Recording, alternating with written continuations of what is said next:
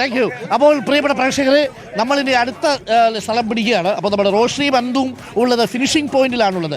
ഇന്ന് പ്രമോദ് പറഞ്ഞതുപോലെ 9 വള്ളങ്ങളും മിന്നൽ പിണറാവാൻ പോകുന്ന കാഴ്ചയാണ് പ്രേക്ഷകർ ഫൈനലിൽ കാണാൻ പോകുന്നത്.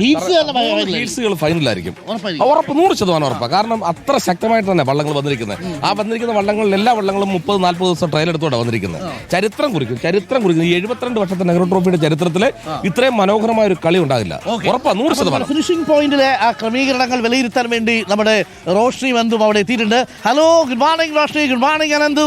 എന്താണ് ഫിനിഷിംഗ് പോയിന്റിലെ കാഴ്ചകൾ? രാവിലെ തന്നെ ആൾക്കാരൊക്കെ ഫിനിഷിംഗ് പോയിന്റിലേക്കൊക്കെ എത്തിച്ചേരുന്നുണ്ടോ? നെഹ്റു പവലിയനൊക്കെ റെഡിയാണോ? കാര്യങ്ങളൊക്കെ ഉഷാറല്ലേ? ഡോക്ടർ അരുൺ, അവിടെ ഇഞ്ചോടിഞ്ച് പോരാട്ടത്തിനുള്ള ഒരുക്കമാണെങ്കിൽ ഷിഹാസ് ഇവിടെ കൊഞ്ചം വെറൈറ്റിയാണ്. അതെ, ഇവിടെ എല്ലാം സെറ്റാണ്. ഇവിടെ കാര്യങ്ങളെല്ലാം റെഡിയാണ്. ഒരു വർഷത്തെ ഒരു കാത്തിരിപ്പാണ്. 72ാമത്തെ നെഹ്റു ട്രോഫി വള്ളംകളിക്കായിട്ട് നാടും നഗരവും എല്ലാം ഒരുങ്ങിക്കഴിഞ്ഞതാ. ഈ കാണുന്ന ഈ പുന്നമടക്കായലിന്റെ ഒരു ഓളം, അതൊരു വൈകുന്നേരം ഒരു 2-2:30 കൂടി ആ ഓളം അതിന്റെ പാരമ്യത്തിലെത്തും. എന്റെ പൊന്നു റോഷ്നി. പിന്നെ ഈ വെള്ളത്തിൽ ഓടുന്ന വള്ളവും അമരക്കാരും തുഴച്ചിലുകാരൊക്കെ നമ്മൾ കാണും അല്ലെ? ഈ ക്യാപ്റ്റന്മാരെ കുറിച്ചൊക്കെ നമ്മൾ ചർച്ച ചെയ്യും. പക്ഷെ അങ്ങനെ എല്ലാവരും ശ്രദ്ധിക്കാത്ത ചിലർ, എന്നാൽ എല്ലാ പണിയും എടുക്കുന്ന ചിലർ. അതാണ്. അങ്ങോട്ട് നോക്ക്. ഇവിടെ നോക്കിക്കഴിഞ്ഞാൽ ഇവിടെ വന്നു കഴിഞ്ഞാൽ എല്ലാവരും നിങ്ങൾക്ക് ആലപ്പുഴക്കാരാണോ? രാജേഷ് സാറാണ്. രാജേഷ് സാറാണ്, സബ് ഇൻസ്പെക്ടർ ആണ്. അപ്പൊ ഈ കൂടെ നിൽക്കുന്ന എല്ലാ ശിഷ്യന്മാരാണ്. അതെ അതെ, ഒരുമിച്ച് വർക്ക് ചെയ്യുന്നവർ. എല്ലാവരും ഒരൊറ്റ പോലീസ് സ്റ്റേഷനാണോ? അതെ, അല്ല, പല പോലീസ് സ്റ്റേഷനിൽ നിന്ന് ആൾക്കാർ. ഇവിടെ വന്നപ്പോ നമ്മൾ എല്ലാവരും ഒന്നായി. അതെ അതെ, എല്ലാ വർഷവും ഉള്ളതല്ലേ. ഇവര് പറയുന്നത് മൊത്തം ഈ വള്ളംകളിയിൽ തന്നെ 1000-ലധികം പോലീസുകാർ രംഗത്ത്. പറഞ്ഞേ സാറേ, നിങ്ങളുടെ ആ ഒരു സംഘാടനം. 1000-ലധികം പോലീസുകാർ രംഗത്തുണ്ട്. ഈ വള്ളംകളി 72ാമത് വള്ളംകളിയാണ് നമ്മുടെ ജില്ലാ ഭരണകൂടവും പോലീസും അതുപോലെ മറ്റുള്ള ഒരു മാസത്തെ കഠിനമായ പരിശ്രമത്തിന്റെ ഫലമാണ് നിങ്ങളും തകർക്കാൻ വന്നിരിക്കുകയാണ്. നിങ്ങളെല്ലാം കാണുമ്പോൾ നിങ്ങളുടെ എല്ലാം ഉള്ളിൽ ഓരോ കലാകാരന്മാർ ഉറങ്ങിക്കിടക്കുന്നത് ഉണർത്താൻ നിങ്ങൾ ആഗ്രഹിക്കുന്നു.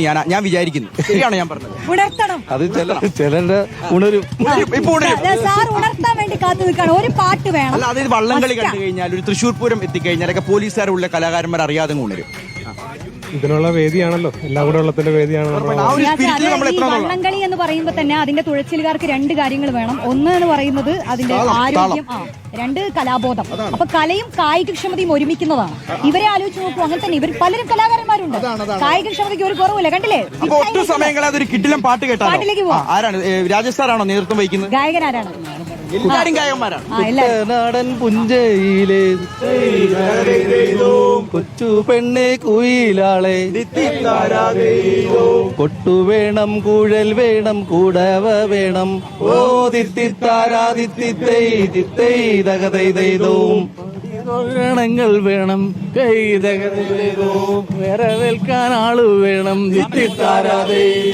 കൊടി തോരണങ്ങൾ വേണം, വരവേൽക്കാൻ ആളു വേണം. പ്രേക്ഷകരെ, അപ്പൊ അവിടെ ഉഷാറാണ്, തകർക്കാണ്.